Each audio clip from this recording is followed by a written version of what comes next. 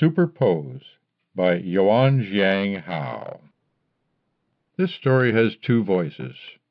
It's obvious in text because one of them's written in italics. It might not be so obvious listening to my voice.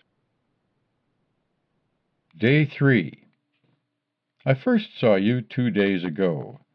Our eyes not meeting across the crowded train, your voice inaudible to me over the noise of the crowd as you laughed at a joke shared with a friend.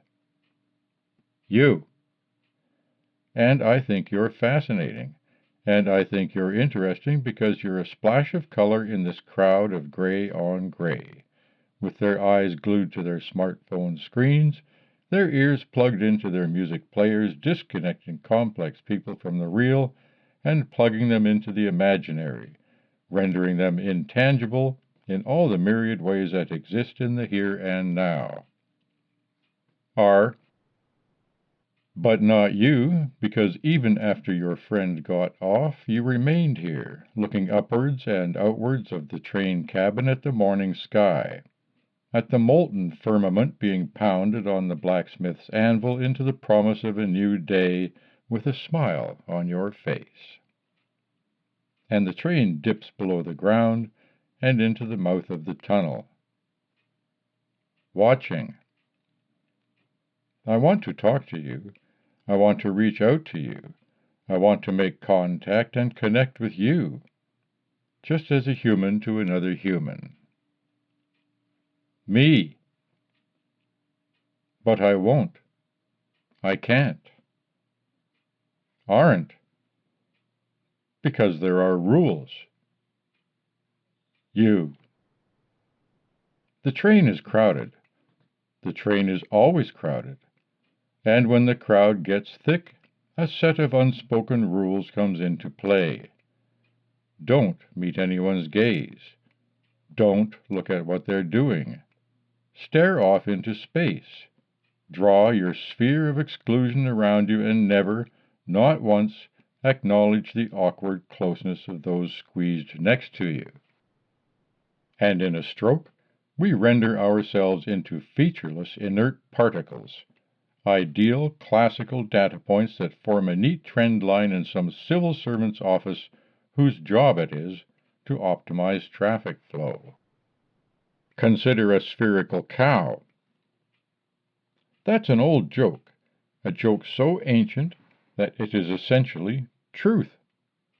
Neglect the friction from the inevitable collisions, inculcate social mores and politeness to damp down on the inevitable rise in emotional temperature, and we all become the perfect, average man that Quetelet imagined, featureless entities in a frictionless, airless vacuum where everything that makes us who we are becomes unobservable. And from this sterile world, the only escape lies in cyberspace, diving deep into the anarchic chaos where the classical rules do not apply. And we wonder why we never talk to one another. Day 4. There you are again. Hey. We are wave functions, or so the reasoning goes, a trillion superposed wave functions with hidden variables tucked away under our surface, until only the surface is observable. We are degenerate Schrödinger icebergs that interact unpredictably and occasionally violently when all the imaginary axes that we have to grind, and yet reveal to no one, interfere and stack up, forming rogue waves and rolling combers that rock the boat and shatter our world. Leaving us to pick up the broken shards and fragments of who we know we truly are. That's why we shouldn't talk to strangers, because to let someone into our lives is to give up our very souls. Define your boundaries with clarity. Defend them with certainty. It's a matter of principle. Come. That's why I shouldn't talk to you. 2. That's why you won't talk to me. No. because we are classical data points, inert spheres that interact neatly, safely, with no ultraviolet catastrophe to clean up afterwards. You, because we're strangers. 2. Classical physics is psychohistory. Statistical mechanics is social engineering. Correction. Social engineering is statistical mechanics with gunpowder. Because when it blows, when it all goes, all your models disappear in a blast of adiabatic fire. Football riots, London burning, gang wars, not safe at all. Stay safe, stay classic. Day 10. You are different today. I can feel it.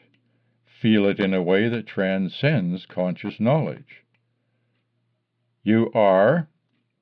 You still stare at the sky, at the way the unrisen sun plays a chiaroscuro of light and shadow across the underside of the scudding clouds, with their promise of uncertain rain. You still laugh with your friend, still smile at internal jokes that only you know, and still move with the same grace and elegance that comes from knowing one's exact place in the universe, give or take some uncertainty. Still not, but you are not the same. Listening. We are apart. We are separate. We are individuals, each one of us a self-contained wave function that sees no evil, hears no evil, speaks no evil, and ultimately touches nobody. To me. So I don't ask you what's wrong. All I know is that you radiate expectation, emit uncertainty, and resonate with the bittersweet melancholy of unfulfilled dreams. Are you? That's what being human means. It means being alone. Are you certain? Yes. So very certain? Absolutely. Look up. What? Now. I look up, and your eyes meet mine, and you smile. What about now? Uncertain.